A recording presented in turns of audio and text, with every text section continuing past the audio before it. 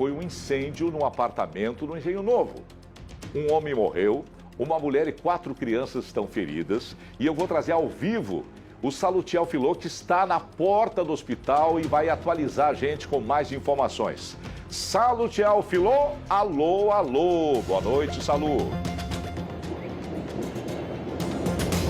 Muito boa noite, meu amigo Clóvis. Boa noite ao nosso público de casa, sempre nos dando a roda audiência. Olha, uma pessoa morta, infelizmente, e ao menos 5 feridas neste incêndio que atingiu um apartamento na rua Catulo Cearense, no bairro Engenho de Dentro, aqui na zona norte do Rio de Janeiro. Eu falo ao vivo em frente ao Hospital Municipal Salgado Filho, aqui no Meia, para onde os feridos foram trazidos. Clóvis, o óbito registrado foi do Tiago Batista de Santana, de 26 anos. Ele morreu ainda no local, Clóvis. Além dele, a esposa Alexa Garcia Gonçalves e os filhos do casal, um bebê de 1 ano e outras 3 crianças de 3, 7 e 9 anos de idade também se feriram. Clóvis, a informação que nós temos é que essas crianças não tiveram queimaduras, nem a Alexa, a esposa do rapaz, mas inalaram fumaça. E ainda teria uma 7ª vítima, trata-se de um idoso que não precisou de atendimento médico, então não foi hospitalizado. Clóvis, os bombeiros do quartel do Meia foram acionados aí por volta de 3h15 dessa madrugada ao endereço do incêndio, lá na rua Catula Cearense, no Engenho de Dentro. Eles contaram também com o apoio de agentes do quartel de Campinho e levaram cerca de 1 hora para combater as chamas. Houve bastante correria, desespero lá dos moradores do próprio prédio e também de moradores de construções vizinhas no momento deste incêndio. De acordo com a Defesa Civil Municipal, técnicos foram acionados, realizaram lá uma vistoria neste prédio, que tem 5 andares. São vários blocos neste condomínio e neste onde o apartamento pegou fogo tem 5 andares. E aí foi feita uma vistoria. Os agentes da Defesa Civil identificaram danos ali nos cômodos do apartamento, provocados pelo fogo e também no corredor e nos vãos das escadas dos pavimentos do edifício, provocados aí por fumaça. Entretanto, não foi constatado nenhum risco de colapso estrutural, Clóvis. E a gente preparou uma reportagem explicando melhor como aconteceu esse incêndio. Vamos ver. Era madrugada desta quinta-feira quando vizinhos registraram o fogo no prédio em frente. A fumaça densa saía de pelo menos 3 cômodos de um apartamento, no penúltimo andar. Pessoas gritavam. Na portaria do edifício atingido, moradores se desesperaram. Tem gente lá dentro. O incêndio aconteceu nesta rua, a Catulo Cearense, no Engenho de Dentro, zona norte do Rio. 6 pessoas estavam no imóvel que pegou fogo, um casal e 4 filhos pequenos. O pai, identificado como Tiago Batista de Santana, de 26 anos, morreu ainda no local. A mulher de Tiago, Alexa Garcia Gonçalves, e os 4 filhos foram trazidos aqui para o Hospital Municipal Salgado Filho, no Meia. Segundo a direção da unidade, o estado de saúde dela e das crianças é estável. O caso foi registrado na Delegacia de Todos os Santos, que apura as causas do incêndio. O laudo deve sair em 30 dias. Nossa equipe ouviu moradores que preferiram não gravar a entrevista. Segundo eles, não há indícios de que o fogo tenha sido criminoso. A suspeita é de um curto-circuito. Nós vamos aproveitar essa matéria, gente, e alertar, prevenir, orientar vocês que estão acompanhando o SBT. Eu convido o Major Fábio Contreiras, que é porta-voz do Corpo de Bombeiros, para ficar aqui ao lado do telão. Aí nós vamos conversar sobre esse... Boa noite, Major, tudo bem? Boa noite, Clóvis, boa noite a todos. O senhor está mais famoso que centroavante da seleção brasileira. Tá. Obrigado pelo apoio, Clóvis. Trabalhando muito. Vocês foram para o Sul também ou só mandaram a equipe para lá? Foram 66 bombeiros, dividimos as equipes. Atendemos aqui a imprensa e parte ficou lá no Rio Grande do Sul também. Eu vi um vídeo muito legal do prefeito de Bento Gonçalves agradecendo a equipe do Rio de Janeiro, que ajudou demais. Né? São verdadeiros heróis nesse momento É uma tragédia, uma calamidade, né? O que está acontecendo no Sul, né, Major? Sim. Sem dúvida, as equipes foram para lá realmente com muita vontade de ajudar. Realmente a gente conseguiu fazer um trabalho muito importante lá. E não desfalca aqui, no caso do Rio de Janeiro, não, nesses casos? Não, porque eles vão numa escala extra, eles vão de uma maneira que é um regime adicional de serviço. A gente consegue manter o atendimento aqui sem prejudicar a nossa população fluminense. Bom, nós vamos falar sobre esse incêndio, né? Nós vamos mostrar as imagens e eu queria que o senhor, com a sua expertise, né? a sua experiência, desse alertas, prevenisse e orientasse como as pessoas devem agir num caso desse. Eu já aconteceu, eu morava num apartamento na Rua da Passagem, em Botafogo, aí começaram a bater na porta, foi ver, estava pegando fogo no prédio de trás, aí tiveram que evacuar por segurança e às vezes a pessoa não sabe o que fazer, né? Se pode usar elevador, se não pode usar elevador. Então, por favor, converse com o nosso público, dê uma orientação, Major Fábio Contreiras. A primeira coisa que a gente tem que entender é que o incêndio ele tem várias causas. A mais importante, a que mais acontece, que a gente estima que 80% dos incêndios aconteçam, são as causas elétricas. Por isso que é muito importante você, dentro da sua casa, sempre ter uma revisão em toda a estrutura elétrica. O quadro de energia, as fiações. Muitas vezes a nossa casa tem 30, 40 anos, mas a gente vem colocando muitos equipamentos eletrônicos em excesso e a gente não atualiza e dá uma sobrecarga, pode dar um curto-circuito e aí os incêndios podem acontecer. Além disso, uma coisa muito comum, Clóvis, que a gente faz é colocar os benjamins, né? Não é recomendado usar os benjamins, é um gatilho e realmente os incêndios acontecem nesses casos. É importante trocar esses benjamins por filtros de linha que tem fusíveis, são muito mais seguros. Isso vai dar muita segurança. Agora, falando também de equipamento eletrônico, a gente tem muita ocorrência com ferro de passar, chapinha de cabelo. As pessoas esquecem muitas vezes sobre a cama, sobre um sofá, e aí o incêndio pode acontecer. Então, falou de risco elétrico, atento a isso, a gente precisa lembrar desses aspectos, porque grande parte dos incêndios hoje são riscos elétricos. Agora, tem outras causas também. A gente, às vezes, vai acender uma vela, sai de casa, vai dormir, não deixa a vela, muitas vezes, acesa sem ter um recipiente adequado. Muito importante ficar atento a isso. Longe de cortinas. Longe de cortina, de sofá, de tapete. Se você fuma, muito importante, não dormir fumando. Às vezes, a pessoa está muito cansada e aí pode cair no tapete. Enfim, são várias causas de incêndios que podem acontecer. Quais são as mais recorrentes? Que a gente atende muito são na cozinha, panela que esquece no fogo, muitas vezes na hora do almoço, pode dar incêndios muito graves, e os curtos-circuitos, principalmente em ar-condicionado e na estrutura ali, por exemplo, de televisão, um som. Muito comum eletrodoméstico a gente chegar no local e depois que faz a apuração pela Polícia Civil, pela perícia, a gente descobre que é uma causa elétrica. É muito comum você chegar numa casa, num apartamento e ver a televisão, um benjamin enorme, aí o cara bota ali o ventilador, a televisão, o aparelho de som, o controle remoto da net, da não sei o quê, fica aquele emaranhado. Isso aí não é recomendável. Não façam isso, por isso que no mercado já existem esses filtros de linha que tem 6 tomadas, por exemplo. Vale a pena investir, é a segurança sua, da sua família, realmente não tem preço na nossa vida. Muito bem. O Salutiel, que fez a matéria, ele está no link e vai fazer uma pergunta para o Major Contreiras. Por favor, Salutiel. Boa noite, Major. Boa noite, Major.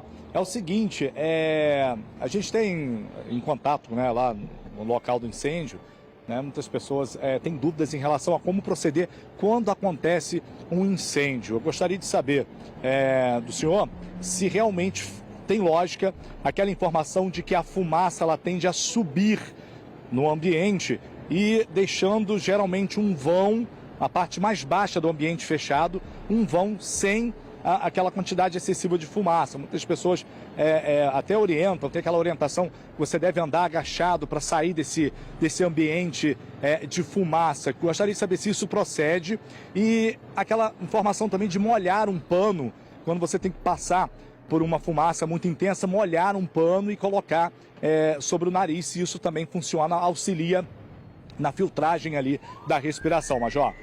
Então, primeira coisa que a gente tem que entender, o que você falou é certo. A fumaça é mais leve que o ar, ela é menos densa, então ela vai se acumulando de cima para baixo. Então é muito importante que você, ao sair da sua residência, agache, de preferência rasteje, tá? E o ar próximo ao chão, a qualidade dele é muito melhor, tem mais oxigênio, então você vai conseguir sair com muito mais segurança. Geralmente nos incêndios, a fumaça também, ela tira um pouco da nossa visibilidade, fica tudo muito difícil de enxergar. Então, se você não conseguir enxergar o caminho de saída, coloque a sua mão, essa parte aqui das costas da mão, coloque uma parede e vai tateando ela até encontrar uma porta ou uma janela. Essa é a dica mais importante que a gente pode dar. Agora, em relação à segunda pergunta, que é sobre o pano no rosto, ele não tem uma eficiência 100%. Por quê? No incêndio, a gente, quando bota um pano molhado, vai melhorar o conforto, Clóvis. A gente vai ter um ar mais úmido. Mas o que mata nos incêndios, geralmente? Não é o fogo, é a fumaça. A fumaça, ela chega a 600 graus Celsius. Dentro da fumaça, a gente tem gases muito perigosos, como o monóxido de carbono, o dióxido de carbono, o gás cianídrico. Esses gases, eles passam pelo pano. Então, um ambiente que vai ficar com muito pouco oxigênio, o pano não vai resolver. Então, não perca tempo procurando um pano para molhar. Saia imediatamente do local onde você estiver, de preferência junto ao chão, coloque a mão na parede até encontrar uma janela ou uma porta para pedir apoio. Você está acompanhando o Major Fábio Contreiras, porta-voz do Corpo de Bombeiros do Rio de Janeiro, que nós admiramos muito, né? Dando dicas a partir de uma notícia de um incêndio num prédio com uma pessoa, com pessoas feridas, queimadas. Uma pergunta: se o fogo provém da rede elétrica, curto-circuito, pode-se jogar água para apagar esse incêndio, ou qual é a maneira correta de combater o fogo? Nesse caso da fiação. A gente sabe que o instinto natural nosso, né, muitas vezes é jogar água, né? É o que a gente tem dentro de casa. Muitas vezes a gente não vai morar num prédio, por exemplo, que tem extintor de incêndio. Então, na prática, não jogue água, Clóvis, se realmente o foco do incêndio for um equipamento elétrico. O que a gente pode fazer? A gente pode desligar a rede elétrica, sempre à distância, para ser a sua segurança. Isso vai diminuir e não vai mais alimentar o fogo. Então, nesses casos, jamais jogue água, desligue a rede elétrica e peça apoio quanto antes para o telefone 193. Olha só, outro dia a gente mostrou uma matéria aqui, num restaurante na região serrana, me parece. O garçom tinha pessoas em volta de uma mesa e a mesa no centro dela dava para você colocar fogo, para aquecer na região serrana. E ele vem com álcool e joga e causa uma explosão pegando fogo nas pessoas. Era importante falar com essas pessoas o perigo desse manuseio, não é, Major? Sem dúvida. Para esse tipo de alimentação, a gente não recomenda usar o álcool líquido. De preferência, use uma pastilha de álcool em gel, ele é muito mais seguro. E segundo, naquele caso, aparentemente, ele vai reabastecer, né? Então, para reabastecer, a gente não pode, em hipótese alguma, fazer com ele com fogo. Primeiro deve-se apagar o richô, que é o equipamento, deve-se apagar o local, depois de apagado, certificado que não tem mais fogo, você pode alimentar com álcool novamente. Então nunca faça isso. Nunca use o álcool líquido, ou se você for reabastecer com álcool líquido, tem que confirmar, Clóvis, que realmente não tem mais fogo. Retira dali, bota no ambiente aberto, checa e depois abastece longe do público. Isso vale, inclusive, nós estamos mostrando a imagem. Obrigado, Cris, Melissa, eles foram dinâmicos, rápidos. Olha só, estão mostrando a imagem. Isso vale também para aquele churrasco em família, né? O cara que não sabe acender a churrasqueira, querer jogar álcool para... O álcool, ele é inflamável, ele vai conduzir o fogo, né? Com uma rapidez tremenda. Aí, de novo, a imagem nós estamos mostrando. Então, vale também para churrasco em família, né, Major Contreiras? Vale sim, Clóvis. Por quê? Quando a gente joga o álcool líquido no carvão, a gente não está enxergando, mas tem vapores do álcool entre a gente e o carvão. Então, quando você riscar um fósforo e colocar, às vezes, a uma distância que seja meio metro, que esteja distante do carvão, mesmo assim você pode causar ali a combustão. Então, nesse caso, a gente também recomenda, Clóvis, não use o álcool líquido para o carvão, para o churrasco. Você tem outras opções no mercado, como os acendedores à base de pastilhas sólidas, né, de álcool, ou até mesmo o álcool em gel. Em última instância, a gente também tem churrasqueiras que têm acendedores que são elétricos. Então, é uma outra maneira mais segura também da gente curtir aquele churrasco no fim de semana. O Salutiel tem mais uma pergunta para o Major Contreiras. Vamos lá, Salu! Clóvis, a gente falando do incêndio lá no apartamento, essa questão da instalação elétrica. Muitos prédios são antigos, com instalações elétricas de 20, 30, 40 anos atrás. E hoje nós temos muitos equipamentos novos, utilizados, equipamentos domésticos. O ar-condicionado, por exemplo, puxa bastante energia, ele precisa de uma instalação específica. E uma coisa que me chamou a atenção é que quando eu adquiri a tal da fritadeira elétrica, tão falada, Air Fry, você encontra em vários lugares aí, nas promoções, sempre em anúncios. E aí a pessoa adquire aquele equipamento, mas às vezes não fica não se liga, não fica atento à voltagem correta ali e ao tipo de instalação elétrica que é necessária para fazer aquele equipamento funcionar. E na minha casa mesmo tive um curto-circuito provocado pela fritadeira elétrica. Major, é importante aí então que as pessoas prestem atenção em que tipo de tomada, né, existe dentro do apartamento, dentro de casa, para fazer ali a ligação e o uso desses equipamentos domésticos, não é mesmo, Major? Sem dúvida, a gente tem alguns equipamentos, principalmente esses, que transformam energia elétrica em energia térmica, né? Que tem o termostato, como a gente fala, que é o caso do ferro de passar, o caso da air fryer, um ar-condicionado, a geladeira. Alguns equipamentos desses têm tomadas específicas, tomadas que a gente fala que são de 20 amperes, tomadas mais grossas. E aí você às vezes força uma tomada comum, você pode causar ali uma sobrecarga. E além disso, Clóvis, muitas vezes, repito, como eu falei mais cedo, a nossa casa, ela tem uma estrutura de fiação que fica dentro da parede que muitas vezes a gente nunca mexeu. A gente foi morar e nunca se preocupou em atualizar. Então é muito comum ter fiações muito antigas que não suportam mais essa quantidade de novos eletrodomésticos. Por isso que vale a pena investir. A gente, né, Cláudio, a gente investe em casa para fazer a pintura de uma parede. Por que não investir num profissional de elétrico, um eletricista, para ele poder fazer essa manutenção? É muito importante esse investimento, realmente vai dar muito mais segurança e tranquilidade. E antes de agradecer ao senhor, o telefone celular, que hoje está no prolongamento do braço de todo mundo. Essa história de carregar telefone, deixar ligado, deixar na cama, deixar do lado, tem alguma dica para evitar? Que às vezes a gente vê um caso, o telefone explodiu, a bateria, não sei o quê. Hein, Major? Clóvis, está se tornando muito comum, não só no Brasil, como em todo o mundo, os acidentes por causa dos celulares. Então, vou dar aqui duas dicas importantes. A primeira é, telefone celular, ele pode se incendiar? Pode. Pode ter uma falha, a gente chama de fuga térmica? Pode. Então, jamais coloque o teu telefone celular carregando próximo de você quando estiver dormindo. Por exemplo, debaixo do travesseiro, nunca faça isso. O que a gente recomenda? Colocar ele sempre para carregar sobre o seu monitoramento. Se você for dormir, não deixe carregar. Agora, se for inevitável, coloque próximo de locais que não são combustíveis. Geralmente uma pedra, geralmente uma bancada, que não seja madeira, que não seja plástico, que não seja tecido. Isso vai dar muito mais segurança, porque se ele se incendiar, não vai propagar aquele incêndio para sua casa. Agora, repito, não deixe carregando se você não está em casa, não deixe carregando se você está dormindo. Isso é muito perigoso, pode causar queimaduras e realmente pode causar acidentes muito mais sérios. E esses prédios que agora estão colocando energia para carro elétrico, tem algum cuidado que tem que ter? Eu trabalho num prédio, eu não tenho carro elétrico, mas colocaram ali 3 carros, fica o expediente todo carregando o carro. Tem algum cuidado para ter ou é seguro esse sistema? É uma tomada muito parecida com o que a gente usa em casa. O Corpo de Bombeiros já está em trabalho de regulamentação com todos os órgãos.